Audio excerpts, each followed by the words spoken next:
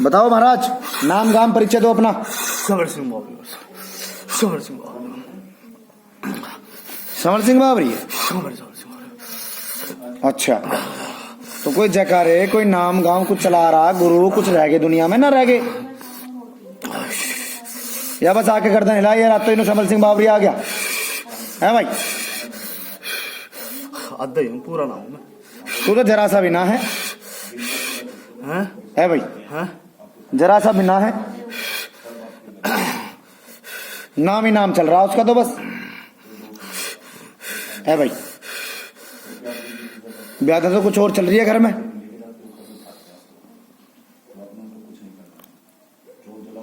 आंख में देखिए भाई मेरे एक बार। ओम नमो भगवते नमः चन्नो कुरुकुम पटकेम पकिंडा पटम स्वाहा। ओम नमो भगवते नमः चन्नो चन्नो कुरुकुम पटकेम पकिंडा पटम स्वाहा। ओम नमो भगवते नमः चन्नो चन्नो कुरुकुम पटकेम पकिंडा पटम स्वाहा। ओम नमो भगवते नमः चन्नो चन्नो कुरुकुम पटकेम पकिंडा पटम स्वाहा। ओम नमो भगवते नमः चन्नो कुरुकुम पटकेम पकिंडा पटम स्वाहा। तो तू खिल्ला वचन कटे हैं तेरे, वचन वचन कटे हैं। कोई ऐसे खड़ा वड़ा ना बैठाएगा?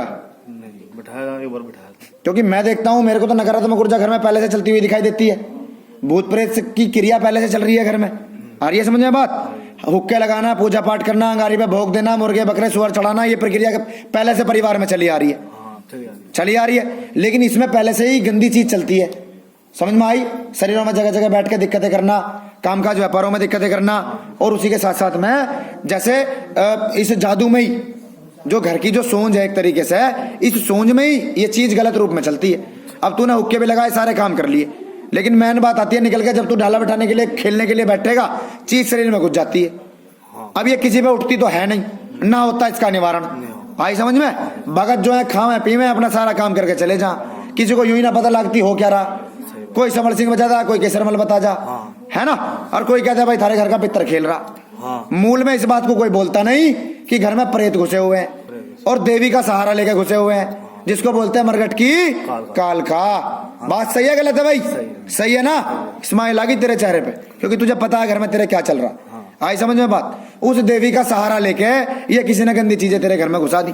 अब तुम्हारे घर में भक्तावल पहले से ही चलती है, आई समझ में? तो कहीं ना कहीं खिलाने की प्रक्रिया पहले से ही चली आ रही है।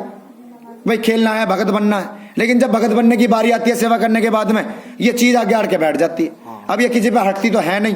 शमशान भी पुजवा लिए, चौक चौराहे भी पुजवा लिए, खिदर भी पुजवा लिया, ठीक है, और मैदान भी पुजवा लिया, काम सारे करवा लिए, लेकिन आज तक इन समस्याओं का निवारण नहीं होता, क्योंकि वो चीज किसी से उठी ही नहीं है, चीज किसी से हटी ही नहीं है, सब पुजवाने के चक्कर में लगे पड़े। आगे समझ में? और भी कुछ ना तो ये आगे आके खड़ी हो जाती है, ठीक? सामने वाला भगत खुद ही ना मत्था टेक देता है इसके आगे कि माँ मुझे भी बकस दिए तो। लेकिन मूल रूप में ये शनिधाम है प्यारो, यहाँ समस्याओं का ही निवारण किया जाता है, यहाँ तुम्हें चीजों से ही निकाला जाता है। यहाँ पूजा पाठ करने के लिए नहीं बताते कि कोई उल्टे में देवी चल रही है तो उसको पूज ले। समझ में आई? सतगुरुदेव मनु भैया जी बैठ के यज्ञ चिकित्सा और मंत्र चिकित्सा करते हैं और उन तत्वों को साफ करते हैं, तुम्हें इन व्याधाओं से निकालते हैं। आई समझ में? तो मेरी तरफ से तो घर में पुरानी क्रिया चली आ रही है, मेरी तरफ से तो घर में नेगेटिविटी पुरानी चली आ रही है, कम से कम देखता हूँ 20 साल प्लस। इसमें भगत भी हैं, सेवादार भी हैं जो पहले रह चुके हैं, वे भी मलिन चलते हैं इसी के साथ में। तो शरीर में जो चीज घुसती है, ये गंदी चीज घुसती है, फिर ये विचार मलिन करती है, ये गंदे विचार देती है, गंदा गंदा दिखाती है, नकारात्मक सोच पैदा करती है, शरीर को धीरे धीरे सिकोड़ती चली जा रही है, क्योंकि बॉडी में वीकनेस बनी रहेगी, कालजे में बैठती है, घबराहट बनाती है। बात सही है गलत है? बोलो सच्चे दरबार की। मेरी तरफ से भूत प्रेत की समस्या है, घर की सोच, घर के देवता और घर के पितृ तो बंधे हुए पीछे खड़े हैं। समझ में आई?